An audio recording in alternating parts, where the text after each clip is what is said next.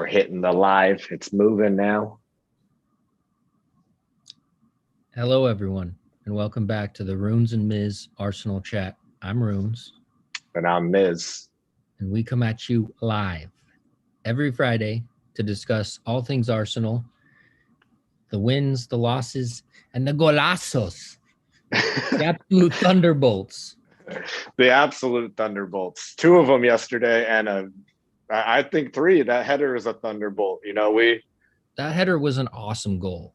That was. That's what I want to see. I want to see awesome fucking goals. It's not just like, this team wins and maybe they're up and down. Like, I want a team that goes out there and does fucking awesome things. That's why I liked Arsenal to begin with the Invincibles. Yeah. I wasn't even an Arsenal supporter. I didn't know anything about the EPL really, but they were just flat out doing more awesome shit than anyone else. And that's why I like the Chelsea team after them. Okay, they won the league. Okay, they got the most points, blah, blah, blah.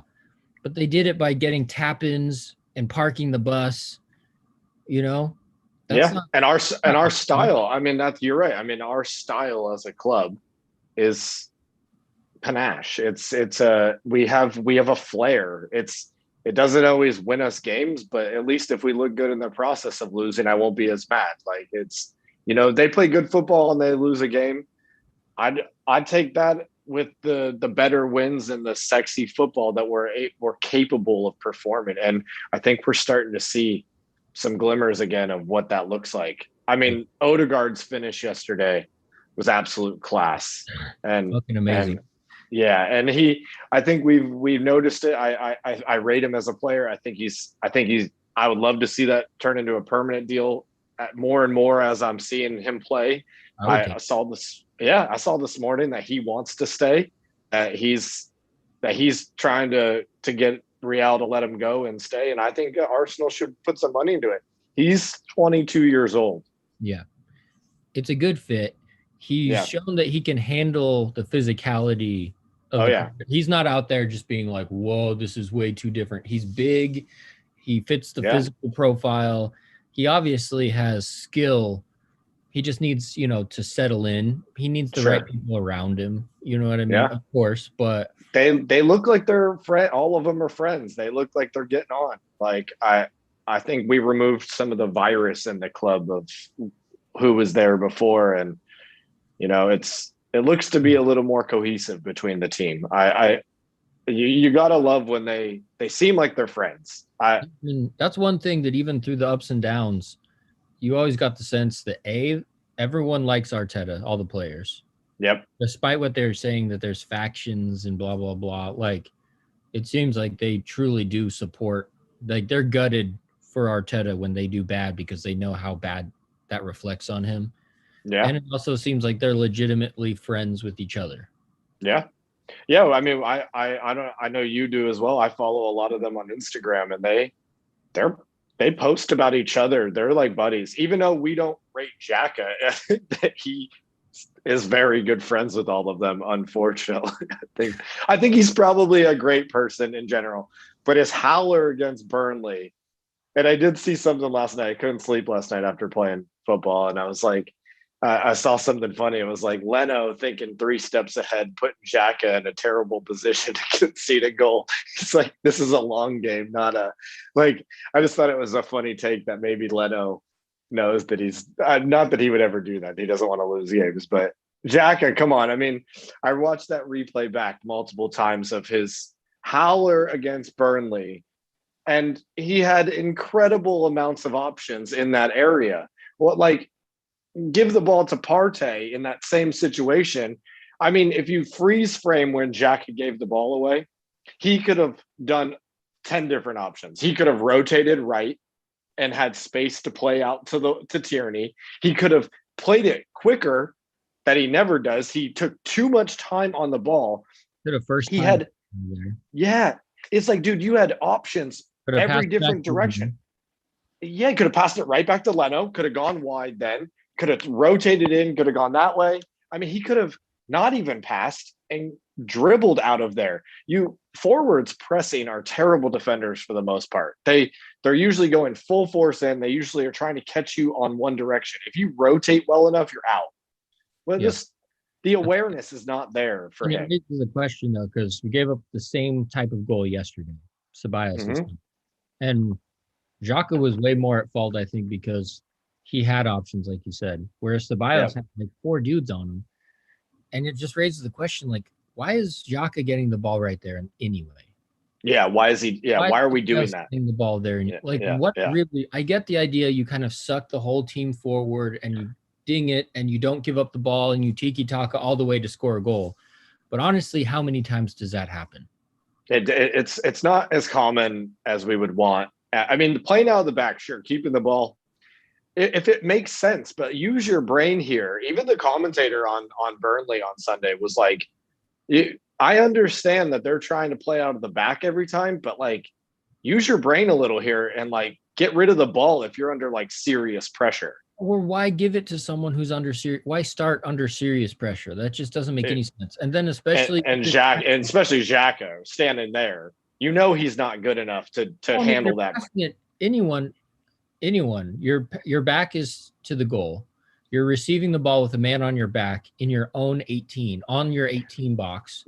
With the keeper moved off to the side. Feel comfortable getting that ball. I would not a lot of people. First time it without looking, just first time it out for a throw-in. But then what kind of play is that? Yeah.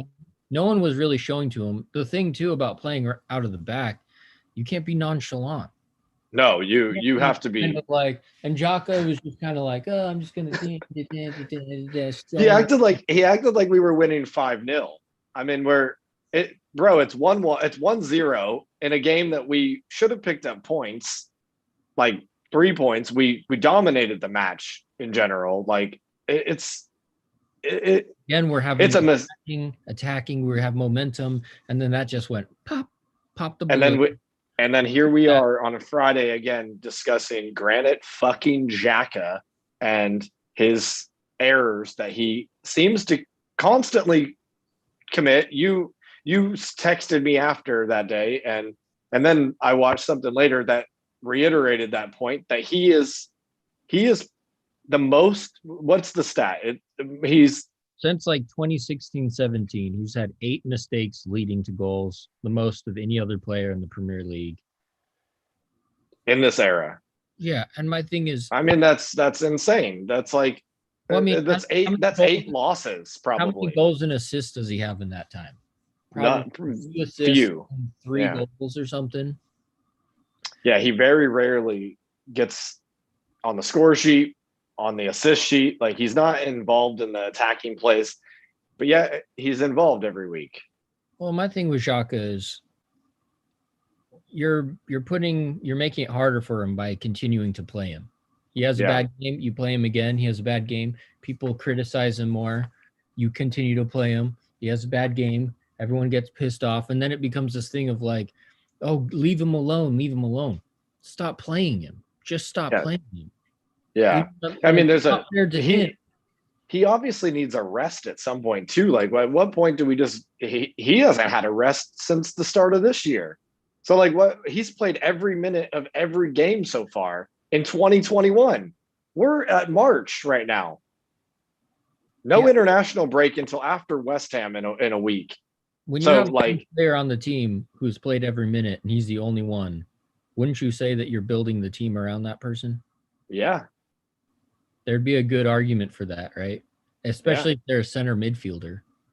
Yeah, he's like involved all the time. Is it just his personality, like off the field? And like, it must be someone to base your team around. Do you want that person to have very minimum, like 1 goal this season? I don't know how many assists. At most, 1 or 2. How many mistakes? And then there's got to be Premier League in most mistakes that lead to goals. Leading the league in red cards. You know what I mean? Like, these stats are terrible for a reason. Yeah. And I would say, like, instead of just criticizing him all the time, he just shouldn't be in that conversation. Yeah, he shouldn't. No, because I mean, he's every week we're talking about it. Sunday, North London Derby. It's a big game. He's going to be starting. First person to get subbed is not going to be him. Second person to get subbed is not going to be him. So we're just stuck with it. We're just stuck. Yeah, we basically have to play a man down in the middle, or with a potential mistake in it at all times that you just have to like avoid. I don't know. I hope that we can eventually move away from him, because I don't like him in the team. Arteta was saying we got to stop making these mistakes. We have to be more ruthless and finish the game off. It's like, well, then don't play the dude with the most mistakes in the league. Yeah, I know. Single minute of every single game. Like, God damn it. Like, you see the problem. Yeah. And make the decision. Yep. And the thing too, I was thinking about it with Xhaka. I was trying to think, like, why does he play so much? What does he offer that Mikel Arteta thinks is indispensable for the team? And basically, if he plays like a fifth defender or like a stopper, like the stopper in our day was like someone who played in front of the center back. Yep. That's what we need, because we need someone who will just post up in front of the center backs. Why not put David Luiz there? Yeah, he'd be a great stopper. He's all over the place. Yeah, because what we need is, apparently, because this is what Xhaka apparently provides, is someone who holds it down in the back and will play a stopper position, won't try to go forward and get caught out, will try to, I guess, stop the counterattack. So why not have David Luiz there, who is a center back, who also knows how to pass and attack? Is David Luiz, if you put them together, what can Xhaka do that David Luiz can't do? Not that I think David Luiz is a much better footballer. Yeah, he can actually pass too, and he can actually dribble into space. And he might have the odd mistake here and there. You never know with David Luiz. It's like he either has like a nightmares every now and again, which is fine, I guess. Like he's just that type of player. It's the risk that you take with him as a player. But at least he, like, I don't know. I see grit with David Luiz and grind. He like genuinely cares. Like I not that Xhaka doesn't care. I think that Xhaka just, like you said, nonchalantly. That whole sequence on Sunday against Burnley was some of the most like asinine, nonchalant play in the box that I've ever seen. Like, what, dude? You do not have time and space when you're 12 yards from the fucking goal. He received the ball on the penalty spot, and like, dude, you took a touch. Fat, long, heavy, slow. Yeah. Like he doesn't. And then used his right foot of all feet on his body to play it right to James in the middle. Like, dude, he was trying to like bend it around, hook it around. But all that dude has to do is stick his leg out. Either way, he just has to get in front of the ball. I mean, the dude basically like it hit off. He didn't know a lot about it. He moved a little bit, but it was like he didn't know a lot about it there, and you kicked it, hit him in the nuts, and went in the goal. Like I found it so funny. Immediately I went on Twitter, and there was Sky Sports, I can't remember who, Charlie Nichols maybe, or someone else, was like, I can't believe what I just fucking saw. He was like that was one of the worst mistakes I've ever seen in a football match. He was like, in the professional game, you cannot just give a ball away like right there. Like, he literally gave them a free goal when we're like dominating the match and changed the game completely. But it doesn't matter, because he's going to start against Tottenham. He's going to start for the rest of the season. He's partnered with in the center midfield is going to get subbed before him. We're changing the stadium name to Granite Xhaka, and he's just might as well put his name on the front of the jersey. At least Bellerin gets dropped every once in a while. Yeah. Which thankfully I think Bellerin's on the way out. Like, all the signs are pointing towards he's leaving in the summer. All these that if you were Bellerin, instead of trying to the abuse, just be like, I can leave on a good note. He'll get a good reception to leave. Yeah. He'll go to a new place. He's gonna. He can go to Paris or something, and it'll fit. 10 Fashion Week. He has It'll be a big deal, whoever gets him, before you have another year where you get trolled to the point where, it can only be And bad after that. even if he went to PSG, I mean, the thing is, like, he's not good enough for like the Champions League like games, and like I don't think he's like at that level. But like in normal League One, he his pace would be fine in that league. It's not a crazy fast league. I mean, it's a good league, but like he would be fine in France.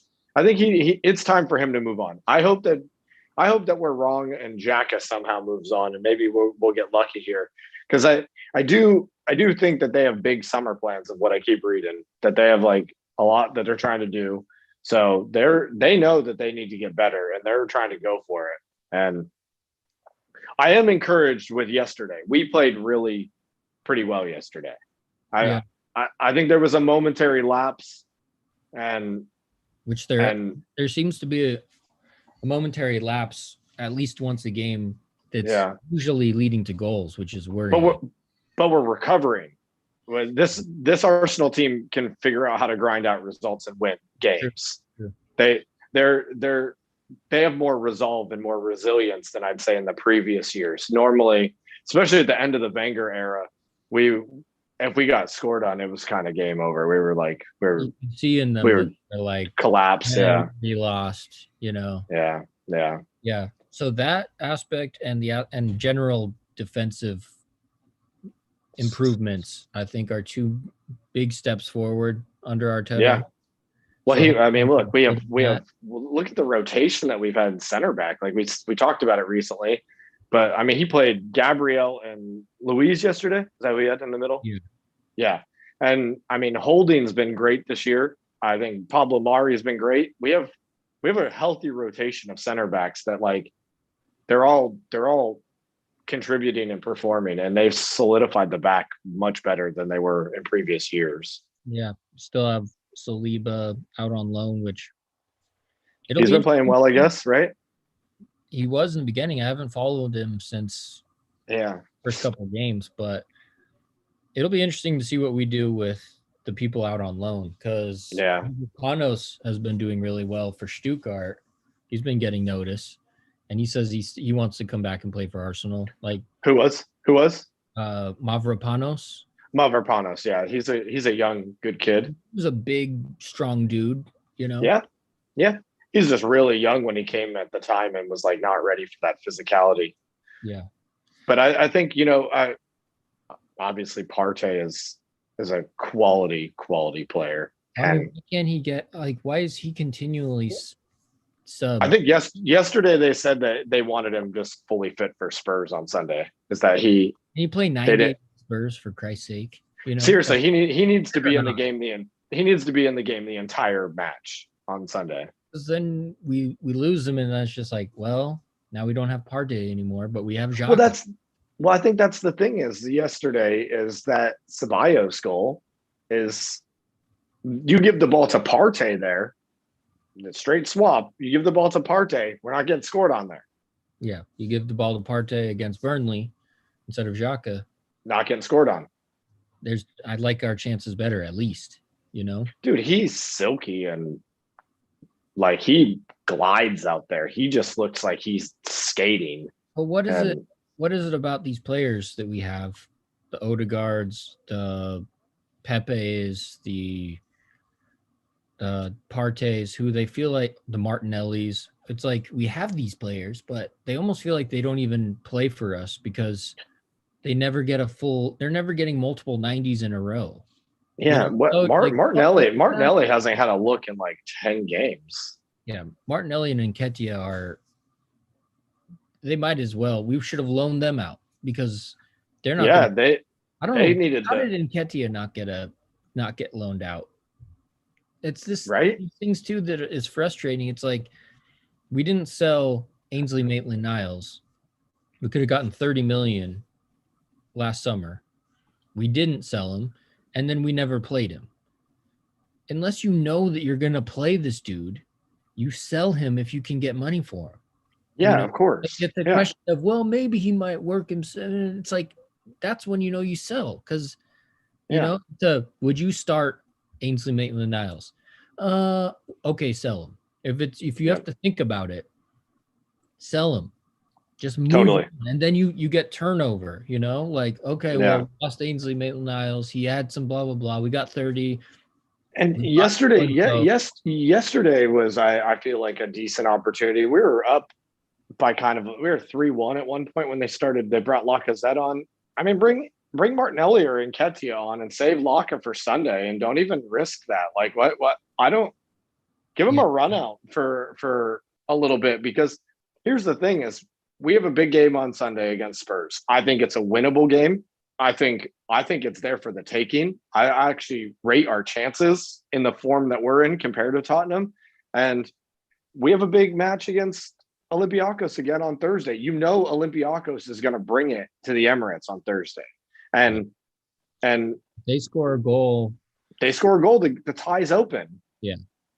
It's it. Like it's dangerous. Like we have 3 away goals, but I never feel comfortable after the first leg away. I hate the first leg away. I think it is the riskier of the two bunches. I think You even look at like Barcelona and PSG. They won, was it 5-1, 5, Well, yeah, it was 4-1. leg, and you think, okay, four Done. Yeah. goals, and then Barcelona scores a goal, and you're like, somehow I Fuck. feel like they're gonna lose. You know what I mean? Yeah. Like, Yeah. once you give up one, then 2 and 3 just seem like they happen. I mean, the away goals thing is it is what it is. It's tough to I think you are at a disadvantage if you play away first. I think it's harder. I I mean, that's what happened last year, right? it's what happens to us. It's what has happened to Arsenal so many times. You know what's funny is Arsenal did post about Olympiacos the other day. They were like, "This is the 10th meeting we've had with them since the year 2000." That's half every other year we get drawn with them. Yeah, and we've lost to them equally amount of times as we beat them. It's a mixed bag. Like we don't have the most solid. I mean, we played really well yesterday and grinded that result out. I think we're pretty comfortable going into next Thursday, but they're going to have to field a strong team still, and they can't mess around. Yeah. We have to score. We have to score 2 goals, I would say, to make it comfortable. Yeah. We have to think like it's a final, Yeah. And then we have a tough match after that. We have West Ham after. We have like 3 games in a week that like if we're going to try to get into Europe and we're going to keep going, like they need to win all of these games. They have to win every game the rest of the season to continue. And April is going to be brutal. There's like we keep winning. We have like a total of like possibly 8 fixtures in April. And they're tough. We start with Liverpool on the 3rd, and the quarterfinals are a couple days later. Sheffield United. That's not going to be an easy one because they're fighting and they've been playing a lot better. Yeah, they're tough. We have Fulham, Everton, Newcastle, and then the semifinal at the end, and then Newcastle on May 1st. We don't have that many games left. We only got we're getting down to the wire. We're getting down to the wire. Yeah, it's season ends May 26th, then the Euros start June 11th. It's crazy. They're just packing it on.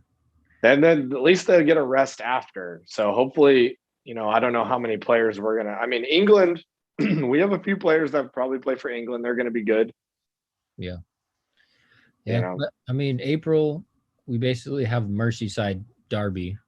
We have Liverpool and Everton we have to play, and they're both going to be hard. Yeah, those games, you almost have to say, let's count those as losses, Yeah, because it's going to be tough. Even with Liverpool being in rough form right now, they can't. They're just having a little blip. They're not done. They're just everybody's encountered it this season for the most part. Yeah. I watched an interview late last night with Pep after his Southampton match.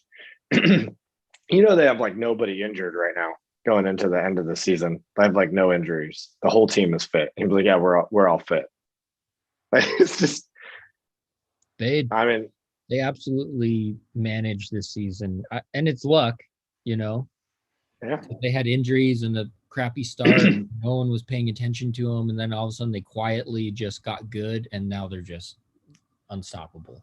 Yeah, they're not far. I mean, I did the math last night.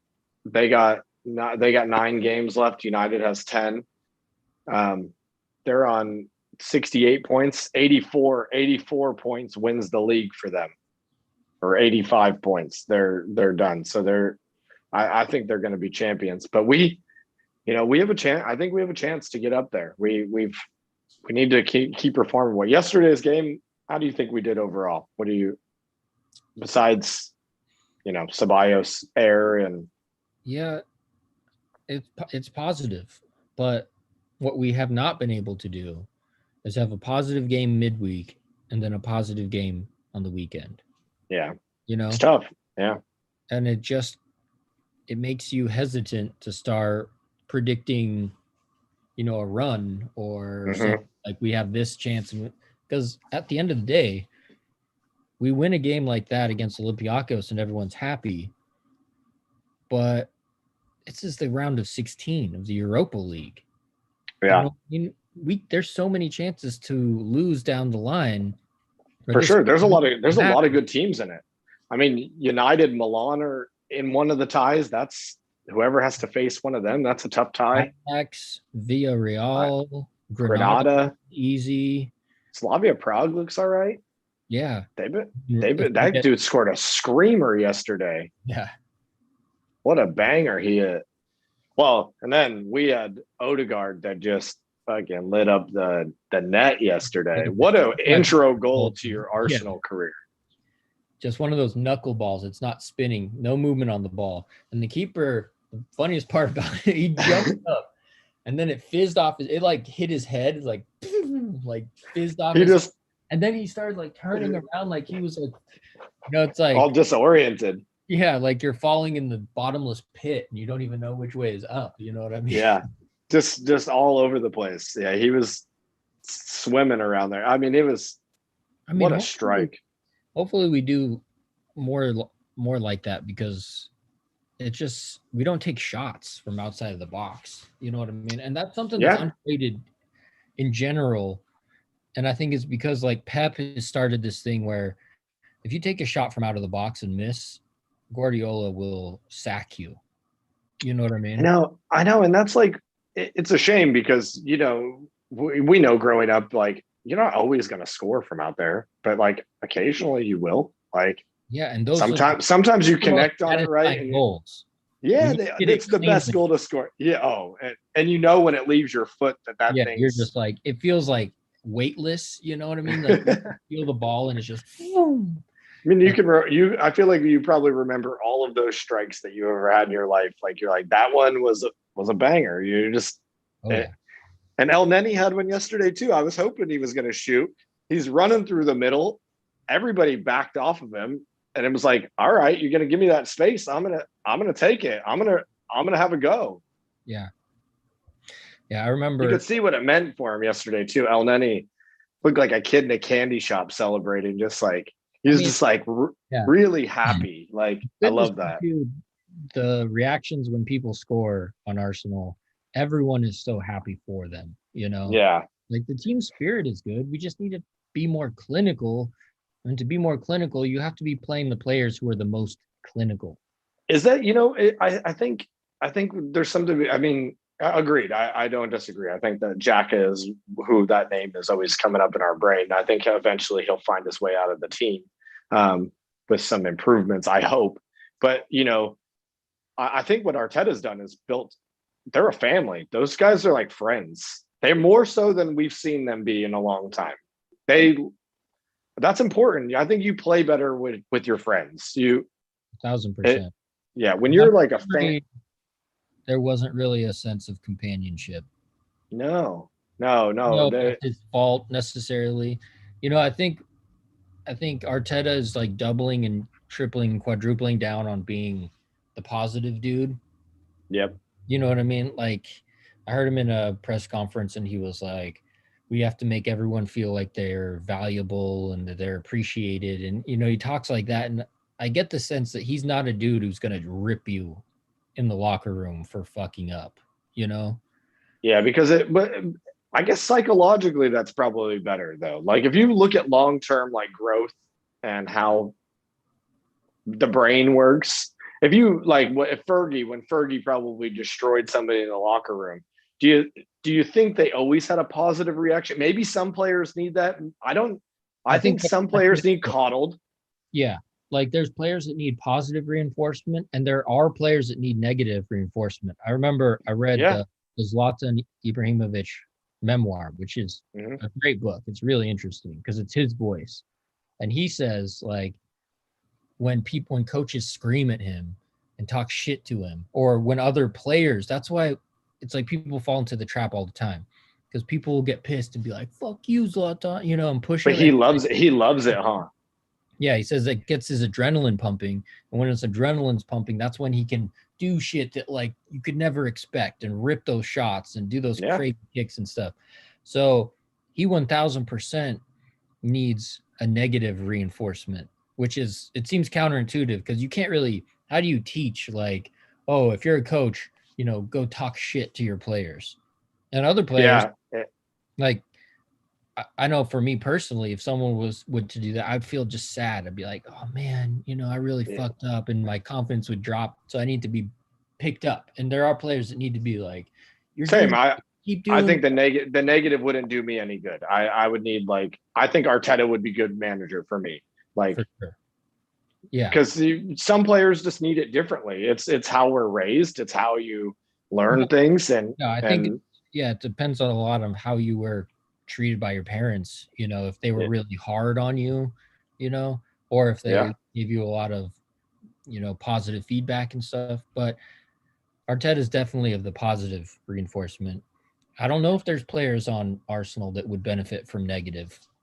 It's hard to really tell. They seem more, and Arsenal in general have always been more of a positive reinforcement kind of team. I mean, that's what Wenger against Ferguson Fergie. was Mm-hmm. positive reinforcement against the hair dryer treatment. That's why Yep. it was so interesting because it was a clash of like philosophies, not Yeah. just Because we are I think when I look at Arsenal at least, we're an elegant team. We're a graceful team. We act graceful on and off the field. And that goes with positivity. I think United under Fergie was definitely like brute force and more grit than it was like panache and like style. They know how to grind out results. That Wenger team was very clean and silky with the ball. yeah. I mean, there's the philosophy that is do whatever it takes to win, the Mourinho, Yep. and then there's the Wenger. I'd say I'd put Klopp in there. It's very rare Yeah. because it's harder. It's harder, but It is. it's the let's win with style. Let's win by doing positivity because it's easier to be cynical and just be like, all right, that guy's good. Go kick his legs. Or, they like to attack and be free flowing. So we're just going to do a low block all day long. We're not going to try to do anything. And then at the last second, we're going to throw a long ball for a counter. Like it's not fun. It's not fun to watch, Yeah. not fun to play, but there's no doubt that it does work a lot of the time. Yeah. I mean, and that's something I've always liked about Arsenal though, is like how like we're not a hacky team. We don't go out there and try to just kick people. We're trying to play football and we're trying to play like nice football. Yeah. And there's There's something to be about it. yeah. Yeah. I mean, it's different. I like the positivity in general. Like I try to live my life that way a little bit. I always try to have an optimistic outlook as if I can. I think it does a lot for the brain to believe and and really like put your mindset into like not just like wishing, but like being positive and hope and getting results over time. It does work. So I don't mind that approach from Arteta. I think he needs to get some players out that he doesn't want on the team anymore. You know that he doesn't want certain people there, but Yeah. I mean, the main question though, I mean, it's tricky because I don't know what his real thoughts on Jaka are. Like, mm-hmm. I don't know how many times I've watched replays with Sammy, my wife, and she's just like, "How does Arteta watch this and not see what we're seeing?" Like, Yeah. It's obvious, you know. It's obvious. Yeah, no, it is. And then there, like I was saying yesterday, we were chatting a little bit, and he's flat out chosen Willian over Pepe. Yeah, he has the last few games, especially after. He'll play Willian on the left, but for the life of him, he won't play Pepe on the left. Even though when he plays Pepe on the left, his scoring, I'd love to see a stat of the times when Pepe plays on the left, what his stats are, because I wouldn't be surprised if he scored every single time. And which is weird. Which is weird because he never plays there. Yeah, it's weird that he's not been getting a look lately too, because he was in a good run of form. Like you said, whenever he starts scoring goals, all right, take it away. Don't let him get too big. Yeah. Same thing with Lacazette. I mean, when you look at players that have gotten chosen week in, week out, and the players that, I mean, bringing on Pepe for 14 minutes is useless. It's useless. Just rest him for Sunday. Yeah. He needs to start, and then if he's having one of those games where he can't get involved, then you sub him at 60 minutes. Is it just that we're not aware of how much they need rest, I guess? I don't know. I'm just a devil's advocate. They could be tired. They could be tired. Yeah, there could. There always seems there's something, like even Martinelli seems like, no, if you really were there with him every day, you'd realize that he's completely out of it mentally, and you could never put him on the field. Like, no one would ever do that. Like, it must be something like that, you know? Or this. Yeah. It's like when he goes and he gets man of the match for Nice in his first game, and you're like, what? Like, so he's not injured. Maybe he just had an axe to grind too. Maybe he needed that. There must be something, you know. I don't think Arteta's insane. No, I think he's smart. I think he's a smart person. I think he's very tactical about what he's doing. I mean, I think if we look at the long-term project of it, like we're 10th right now, right? We're our league position's not great, but I'd say that this season's a tough one to judge based on how it's gone for everybody. Yeah. And I think in a given season next year, I think next year will be a very telling year for him. I think we'll see it'll be a fair assessment of his ability. I mean, and he has until Christmas, I would say, to show that they can produce much better results, or else you have to sack him. You know, if we're sitting at at 8th to 10th place next year at Christmas, then it might be that.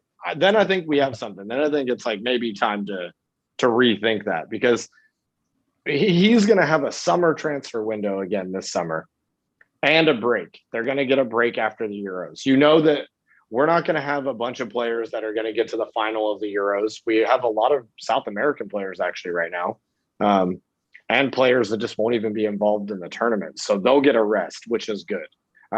For mere footballing rest reasons, some of them need a break. And for sure, like Emile Smith-Rowe, Saka, they might make the England Euro team. I think it's a stretch. I don't think Emile Smith-Rowe is going to beat out Grealish or Foden at the moment.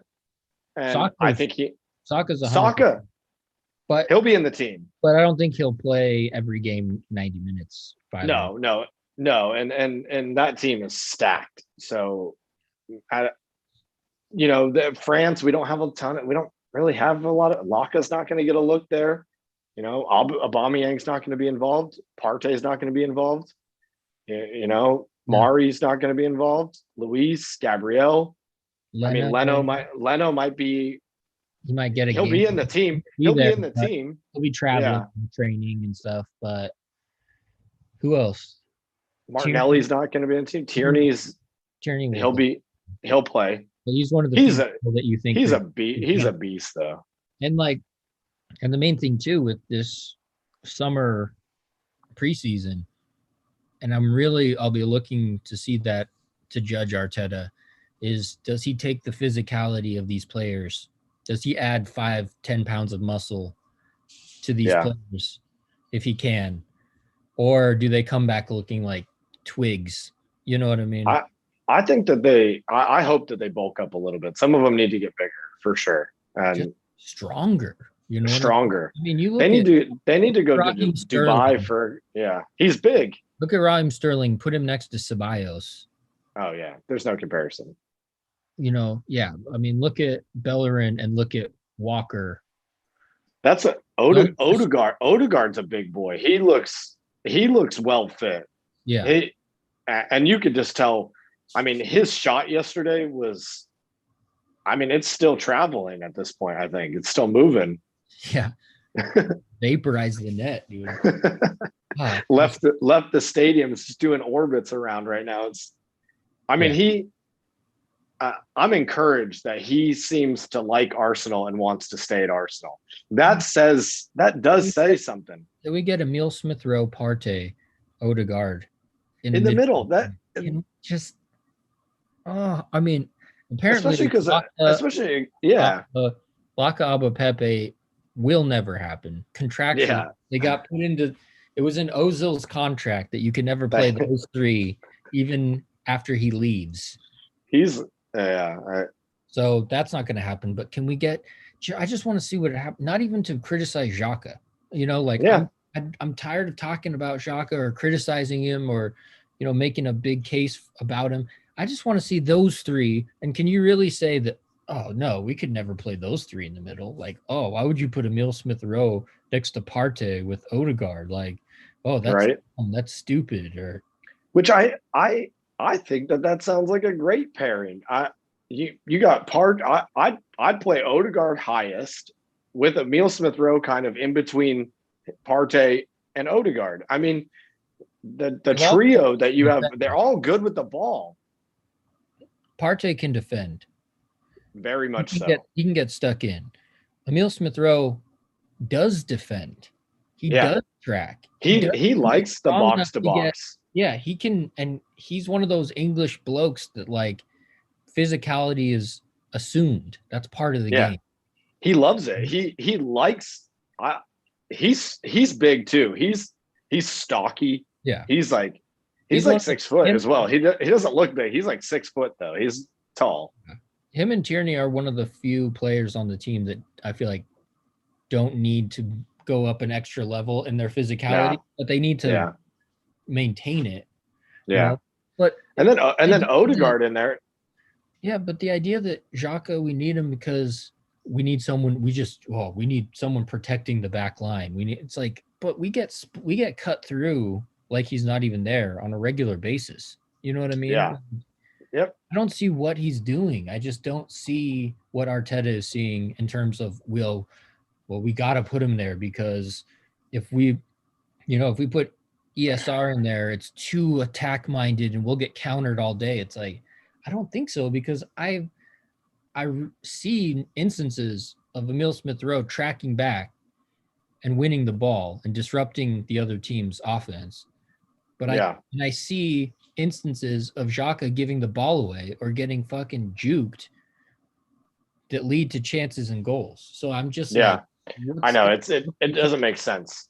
And Odegaard though in there as well. Like I think Odegaard shows us what we were missing with Ozil as well. All those people that thought like Ozil was the end all be all.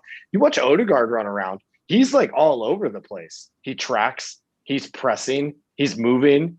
I mean, yesterday his goal was like he created most of it. He received the ball out wide, tucked in, and fucking ripped it. When did Ozil do shit like that? When did Xhaka do stuff like that? Yeah. Yeah, it's true. I agree. I'm completely agree. Just try it. And if it sucks and we get countered and none of them, they can't create any offense, then it would be a legitimate claim to say, no, we got to try something else. Or why didn't you play Xhaka? Or yeah.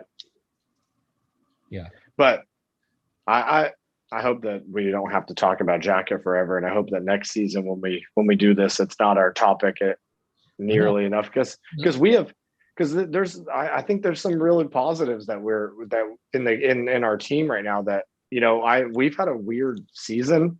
There's been some, I mean, we were doom and gloom for a little bit in that poor run, and they did rectify it to figure it out a little bit. I think it's still there for the taking. The table is really, really tight. And there's a lot of we have 27 games played. Same with Tottenham. We're on 38 points. They're on 45. We like absolutely have to win on Sunday in this match to gain momentum. It puts us within 4 points of them. I mean, how many They're in times have we said 7. that before? You know, I know. this Fuck. season we Like, say because we'll win a game and we'll say, okay, now we just need to win. We need to beat Aston Villa, and then we'll be and Burnley. I want to beat Mourinho so bad. We never beat Mourinho ever. Arsenal never beats Mourinho too. You know what I mean? Yeah, like, yeah, smack them up like for dick. You know, just fucking take it to them.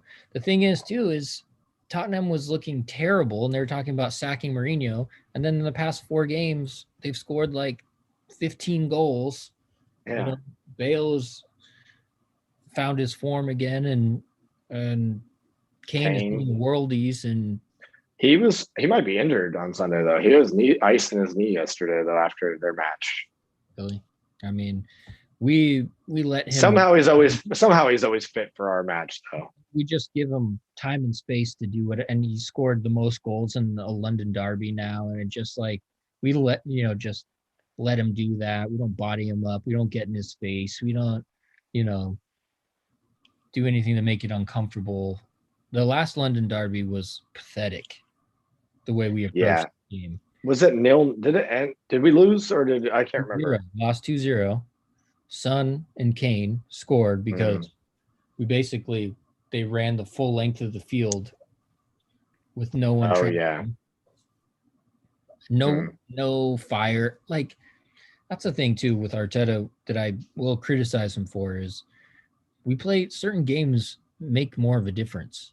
London derby makes more of a difference no matter what, because it can be a springboard for the rest of the season. Even if we're first and they're last, it's still a game that matters more than your average game. It's a pride match. It's like pride and psychological, and you can use it for momentum, and there's so many things that it counts for. And like, he's gonna go and play some fucking Willian and Xhaka and Bellerin, and they're gonna start. Yeah, I think you're probably right on that. I think, oh man. I mean, Mourinho is going to park the bus a little bit. Yeah, why wouldn't he do what he did last time? Park the bus. Gonna try to catch us on the break. 35 crosses or something. Who start? I bet you though.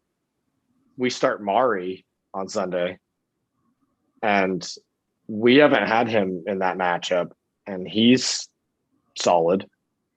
Yeah. Hopefully Gabriel will play. He's been playing great. He was man of the match yesterday. He's been fucking great, dude. He's a great signing. Yeah, I like him a lot. He's the signing of the year, I think. I mean, I don't think I've ever said this before as an Arsenal supporter in the last 11 years. I actually like all of our center backs at the moment. I like all 4 of them. Even David Luiz, I don't feel like when David Luiz is on the team sheet that it's a bad thing. Yeah. Sometimes he has an error in him, but I like his attitude. I like that he's I'm gonna fucking go after it. He has heart. He's not like a Mertesacker where you're like, dude, I just don't think that he understands what the fuck is going on out there. No, yeah. Or the thing about Xhaka too is I just don't think that when he's out there, he's too close-minded, his vision is so small that you don't trust that. How can he make the right choice when he's not seeing it? Totally. He sees everything, and sometimes it doesn't go right, but at least you kind of trust him a little bit more. We watched the highlights back. I watched the game on Sunday against Burnley. I got up and watched it. And then later in the day, I watched the highlights with my dad and Rachel. And I was like, look at this. I was like, look at the options here, of what he blew in this moment.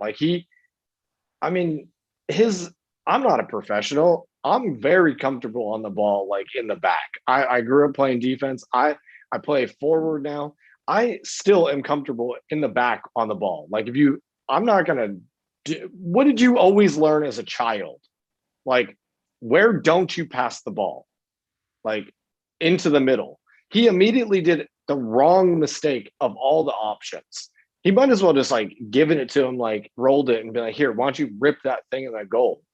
It's just like, it's such an amateur move that he did. I mean, play the ball out for a corner and just be safe and defend the corner. Yeah. Like if you feel like you don't know what to do, oh Yeah. crap, this is dangerous, then just kick it out for a corner and regroup. Yeah. You know? Launch it. Like really launch it. Like if you're gonna shoot it with if you're gonna kick it with your right, there was like a 10-foot gap between the two players. That's plenty of space to get the ball up and over their feet in your realm. You're a professional footballer. You can clear the ball away. A little chip scuff, like it probably wouldn't have gotten to the outside back, you know, even with the player not there. Like it was a bad pass. It would have put the outside back under pressure, you know? Yeah. And then at least you're defending differently. Like what do you just like it's his mistake is so amateur. It really is just like a basic thing that he made a mistake at. I don't understand like what he was thinking, what he was doing, what's he doing in those situations in general. How is this periphery not better? How is this situational awareness not better at this level? How can this happen? It's not the first time. If it happens to someone, they have a howler, you forgive them, you know? Yeah. But when it's 8 times in the past 3 seasons, it's like, what do you do? You have nowhere near that many goals. You have no, like, okay, maybe he's playing stopper, but you're still a mid. Like that's one of our center mids. I would hope that you get at least a couple of assists and a couple goals a season. That's not too much to ask. And what he's doing is getting a couple red cards and giving up a couple goals that end up turning into losses or ties. This fucking guy, man. This is like what, you know, like so he'll do something and then people are like defending him and you're like, then what does anything mean anymore? You know, like, are we supposed to just say like, well, that's fine. That's fine. Keep playing him. Yeah, I hope that one day we're not discussing him anymore because he's just not good enough. Like I think his mistake on Sunday just is a testament to like he's not good enough. He's not good enough to be doing this. Like you don't need to be doing those situations. Like in Ceballos yesterday, you know, it's not all his fault. There's a lot that had to happen between where he turned over the ball yesterday and getting scored on. But at the same time, like, dude, don't give up a goal. Like if yesterday's results it's 3-0. Yeah, why are you fucking around, man? Facing our own goal in the box. Why are we dribbling at all? Yeah.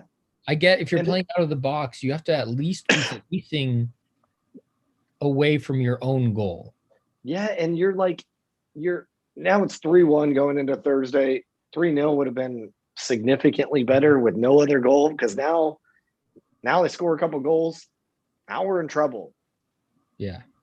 They score 3. That immediately changes the game. It's not unheard of. It's not unheard of for us to concede 3 goals in a game. Yeah. Well, hopefully we are our own worst enemy sometimes. That is for sure. Yeah. But I mean, if you keep saying that, and Arteta's been saying that we're our own worst enemy, we're our own worst enemy. So why are we playing the same players that are our own worst enemy? So get rid of the enemy. Yeah, I know. Like, I want a different result, but I'm going to keep doing the same thing. And it's called insanity. And I wouldn't say never play Xhaka again or something, but like he's literally the one player on the team that always plays and always starts. Like there's too many things that are pointing at like this doesn't make sense. Mm-hmm. So, well, what do you? We haven't made predictions lately, and we've been all right. But I think the game on Sunday is there for the taking. I think Arsenal need to go out and fucking hammer Spurs and really go after it. We high press from the beginning. We've done it a few times lately, and we scored goals early. They need to get after it. We come out of the gates the way we did against Wolves. Yep. And finish. They're in trouble. they will shit their pants and they won't have an answer for it. They're expecting us to come out flat. If we come out flat as a pancake and scared and we're playing a lineup that doesn't intimidate anyone, then they'll work themselves into the game, and eventually Kane and Son and Bale can always score a goal against anyone. So chances are, if we let them, each one of those players can score, and we can lose 3-0, 3-1 very easily. But if we come out of the gate and put their dick in the dirt and fucking scored one or two screamers, and we're pressing them and we're not letting them turn, and every time Gareth Bale gets the ball, we put a fucking cleat through his shin, he's not going to be like, oh, I want to pick up. He's a player that likes to just coast and do something great. If it comes to a battle, he's going to buckle. Yeah, no, of course. I think that one thing that I'm really confident about on Sunday is we've been playing well in the back. So we better than we were when we met them earlier in the season. We've shored up things over time. I think that we were going to be a stronger force on Sunday. They're going to have a harder game against us. And I hope so. Aubameyang's kind of getting back into form. Yeah, I mean, Aubameyang is people balling. I mean, people criticize Aubameyang, and it's like the dude, when he scores 2 or 3. Yeah. You know what I mean? It's not like he's gone like half a season without scoring any goals. Sure, he's missed goals. He's had dips in form. He scored goals. You know what I mean? He's always scored, and Laka's always scoring too. Laka, I mean, those two guys, I would suspect that one of them is going to get a goal on Sunday. I would love for both of them to start somehow with Saka. You know, if it was Saka, Laka, and Abba as the front three, and Oda, and Emile Smith-Rowe and Partey, that would be my dream behind them. Yeah. Is it gonna? It's just like how many times have we said our lineups, what we would do, and then just like clockwork, Xhaka on the left. The frustrating thing about that pairing too, Xhaka is always on the left, so that disrupts the left channel. Yeah, because Tierney is so good over there. I know. You have Tierney, who basically has to bypass, and he can do that, but then you're just shutting down, you know, you're adding a roadblock on the left, and then you have Bellerin on the right, so he's not giving service to the forward or whoever's playing in the front three. You know, you have Partey who kind of has to clean up, or whoever's there who has to it just imbalances the whole team because you have one person on the left and one person on the right fucking things up. Yeah. Yeah. It doesn't. God, it's so annoying. Either way, I think that we're going to bring the game to Tottenham. We're at home. Not that really matters, but I think I can't wait until there's fans back for them for their own sake. Luckily, it seems that the vaccine's working and life seems to be moving in a positive direction again. And at least I know it is in the UK as well, but in the United States, like, we've been making big progress. So I think that's encouraging. I think football's missing the fans. I think they're missing the fans. And yeah, like Liverpool's lost 6 home games in a row. Yeah, the intensity is not there. They love their crowd. Or that they hadn't lost in like some crazy amount, like 6 years. It was like it was so many years that they hadn't lost a home game. It was crazy. Their stat was like in a row. But then people are saying, oh my gosh, they lost 6 in a row. It's like, okay, Anfield with fans, Anfield without fans. Is there a difference there? Yeah, of course. It's the teams that they're playing. Is there a difference for their own team that's playing? And people are acting like there's no difference. And this is like, people are calling for Klopp to get sacked, and they're saying Gerrard, like, is Steven Gerrard gonna take over it? Fuck off. And at least Steven Gerrard did that too. He was like, the fans want Klopp, not me. Who says I'm even good enough? he's done a great job. Like, this is Yeah, ridiculous to even but ask. let him. That's where I think we get ahead of ourselves in this whole football. It moves too fast sometimes, even for like Arteta. I mean, he got thrown in when he's like an amateur manager, and he's having to like learn on the job right now and figure it out. I think we forget that he is a novice manager at this point. He is in his first managerial career. He's a year and a half in, and we're expecting this dude just to be balls out Pep Guardiola. It's just not. It's not how it works. Yeah, It like playing Carlo Ancelotti, who was fucking managing teams in the early '80s. yeah, and he's still coaching. Like, Sam Allardyce is still around. All of these guys have been in the game for a long time. I mean, Guardiola has been a manager for quite a bit now. Like, yeah, oh wait, when he really took it's when he took Barcelona. That was his first season. He was years. Barcelona B before that for a couple of years. Yeah. So He's like 13 years in now. He's honed his experience now. Yeah. He's refined his process with multiple teams. He probably is still learning every day as well. Like, don't do that. I shouldn't have said that to that player. I mean, these are things that they're learning. I think the Klopp thing is absolutely asinine. They won the Champions League the year before and the league last year. And you're talking about a poor season hit by COVID, and your main defender tore his ACL in the beginning of the season. You've had a ton of injuries. There's no fans. Yeah. Almost an entire starting 11 that they would play has I just wish that injuries. Yeah. Even with Lampard, I know that Tuchel's done a good job with Chelsea so far, and that has really rebounded. But like, is Thomas Tuchel going to be at Chelsea forever? No. He'll be there for 2 years. Yeah, and he'll get sacked. He's going to get sacked. Yeah. That's why it's like Chelsea is a team where good prospects go to die. Yeah, it's true. They fire for a while, and then they fire them. Yeah, the slump for real.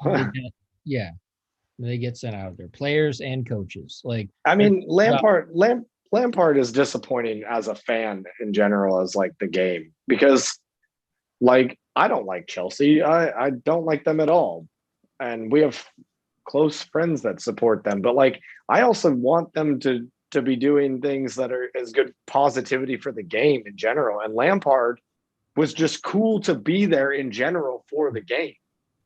Yeah, and it's like, okay, so Lampard is there. Now he's sacked. Well, that ends the Lampard Chelsea story.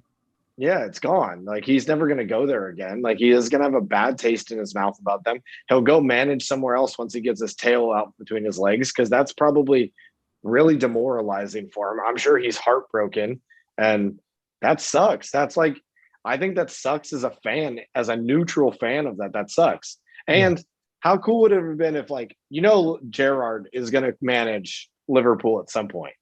It's down the road.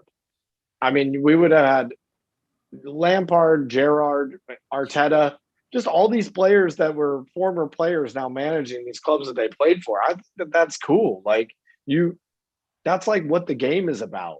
And I don't know. I think the Liverpool thing is asinine. Totally unfair. It's unfair. Yeah. I mean, that's why it's tough to judge this season in general, not just for our club, but I think every club is having weird. If you look at the table, is the weirdest table I've ever seen in the Premier League. Yeah. If you would have looked at that a couple of years ago or something, you'd be like, what is going on? Yeah. Yeah. Very strange. Yeah. So, I mean, easy kickoff on Sunday, 8:30 Pacific Standard Time. That's nice. Yeah. That's a good time. Oh, fuck the 4 a.m. We're rolling the dice at 4 a.m. to see if we play well. And I thought that we started the Burnley game well, so I was like, all right, this was a good idea to get up. Like, we're gonna win 2 or 3-0. It should have been 3-0 at halftime. And then always too, like, we're doing these things right before halftime. Yeah, don't kill the game off. Stop conceding at halftime. It popped the momentum for the rest of the game, because go in winning 1-0, we're thinking, all right, we're gonna we're taking this, you know. Yeah. But now you're going 1-1. 1-1, given that everyone's like, and then Yeah. come on, guys, let's go. All right, yeah, let's go. You know, like, yeah, total crap. Well, we'll be back next week. We're gonna have a lot to talk about. We got Tottenham and Olympiacos in that time frame. We're gonna know our Europe fate. We're gonna kind of have a little bit better inkling of how the league might shape up. I think the Tottenham game is a very definitive game at this point, at this juncture in the season, definitely. whether we're gonna push towards getting in Europe or not. I mean, we're gonna salvage some pride, back in Tottenham, or taking another one on the chin. Yeah, come on, let's take it to fucking Spurs. We got to beat them. We got to. They're so beatable.